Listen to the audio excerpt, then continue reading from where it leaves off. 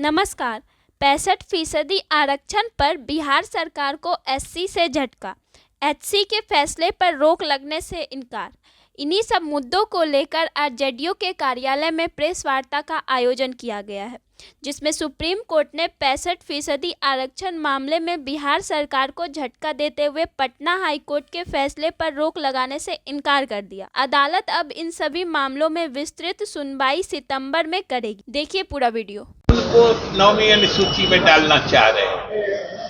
जब कानून वो अलाइव था, जिंदा था, जब राज्य सरकार के फैसले पर विधानसभा में वो कानून बना था, तो उसकी हिफाजत के लिए, तो उसे 9वीं अनुसूची में डालने के लिए मुख्यमंत्री जी ने स्वयं केंद्र सरकार से अनुशंसा की, पत्र भी लिखा था। और आज जब उच्च न्यायालय ने उस कानून को निरस्त कर दिया है, तो फिर आज जब वो कानून ही नहीं अस्तित्व में है, तो उसको 9वीं अनुसूची में कैसे डाला जाएगा? ये सीधा सामान्य समझदारी की बात।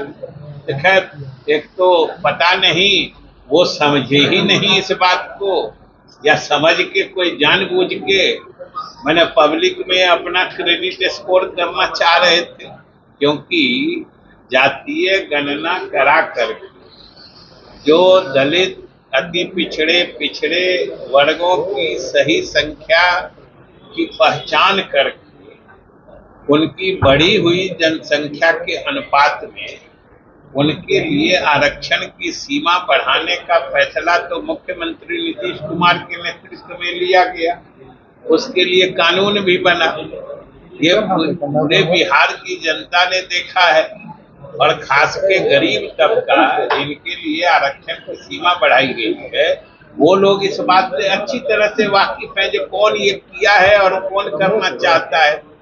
तो हमको लगता है कि इन लोगों को बदहवासी है कि पब्लिक जो सारे मतलब गरीब लोग मुख्यमंत्री जी और एनडीए के पक्ष में हैं, इससे ये विचलित हैं, परेशान हैं, सही और गलत का फर्क भी नहीं समझ रहे हैं। जो कानून ही नहीं है उसको कह रहे हैं कि इसको अनुसूची 9वीं अनुसूची में शामिल करने की अनुशंसा करें। हमने विधानसभा में भी कहा था कि हम लोग जो उच्च न्यायालय ने इसे निरस्त कर दिया है, उसके खिलाफ उच्चतम न्यायालय में हम लोगों ने अपील की है। और हम लोग आज अगर उच्चतम न्यायालय ने अंतरिम स्थगन आदेश नहीं भी दिया है और पूरी सुनवाई के बाद वो आदेश करना चाहते हैं, तो उनको अधिकार है। लेकिन आज भी बिहार सरकार और हम सभी लोग आशान्वित हैं कि अगर उच्चतम न्यायालय गहराई से हम लोगों के मामले को देखेगा कि हम लोगों ने तो आरक्षण की सीमा बढ़ाने का समुचित आधार दिया, जनसंख्या से लेके सामाजिक आर्थिक आंकड़े भी हम लोगों ने उपलब्ध कराए कि बढ़ाने का पर्याप्त आधार है, इसलिए हम लोगों ने बढ़ाया है। और हम लोग आज भी आशान्वित हैं कि सुप्रीम कोर्ट पूरी सुनवाई करके हम लोग के पक्ष में फैसला देगा। और हमने कहा था कि एक बार उच्चतम न्यायालय से हम लोगों के पक्ष में फैसला आ जाने दीजिए, यानी अगर वो फैसला आ जाता है तो वो कानून फिर से अस्तित्व में आ जाएगा, जिंदा हो जाएगा। फिर हम लोग एक बार उसको 9वीं अनुसूची में डालने की अनुशंसा करेंगे। इसलिए ये मुद्दा आज जो बात आई है उससे आज की स्थिति में कोई फर्क नहीं पड़ता है, और न ही उससे सरकार के स्टैंड में कोई माने गिरावट या कोई घटोतरी होती है। हम लोगों ने तो कहा है, उन्होंने कहा कि नहीं, हम पूरी सुनवाई करके करेंगे, अंतरिम आदेश नहीं देंगे। तो ये सही स्थिति है और हम लोग आज भी आशान्वित हैं। और विपक्ष कैसे मैंने खोखले मानसिकता से करता है, वो भी बात आप लोगों के सामने रहते हैं। पटना आने पर भी विपक्ष के नेता हाउस में नहीं आते हैं।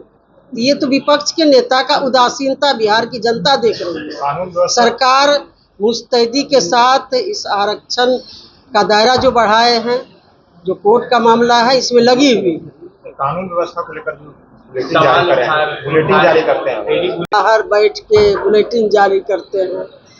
जब सत्र चलता है जब सत्र चलता है तो पक्ष का जितना भूमिका है उतना विपक्ष का भी भूमिका है।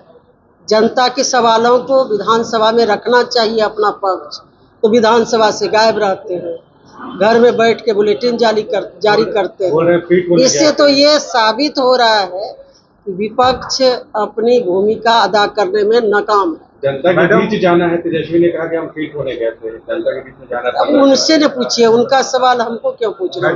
मैडम 2024 बिहार सरकार जो है केंद्र सरकार के सामने नतमस्तक हो गए हैं, लालच और मैडम एक सवाल है, लालच बिहार के हित के लिए केंद्र सरकार से जो माननीय मुख्यमंत्री जी ने अपेक्षाएं की थी, कितना दिया गया हर क्षेत्र में केंद्र सरकार के तरफ से। आप बजट में देखी होंगी कि किस तरह से हर क्षेत्र में हर सेक्टर में बिहार के हित के लिए विकास के लिए पैकेज दिया गया है।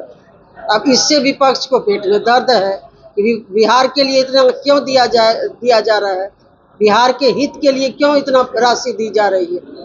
इससे बेचैनी है। इस बेचैनी का तो मैडम कोई इलाज नहीं है, कोई जवाब नहीं है। मैडम 2024 में नीतीश कुमार जी की राजनीति संन्यास लेने तक की बात हो गई थी, बहुत सारे उनके लोग उनसे दूर हो गए थे, मगर उसी में से एक बीमा भारती अब उनके तरफ से पॉजिटिव वाइब आने लगी। मुख्यमंत्री से मुलाकात भी हुई, क्या लगता है मुख्यमंत्री का जो कद की जो तुलना हो गई थी सभी लोगों को पता चल गया?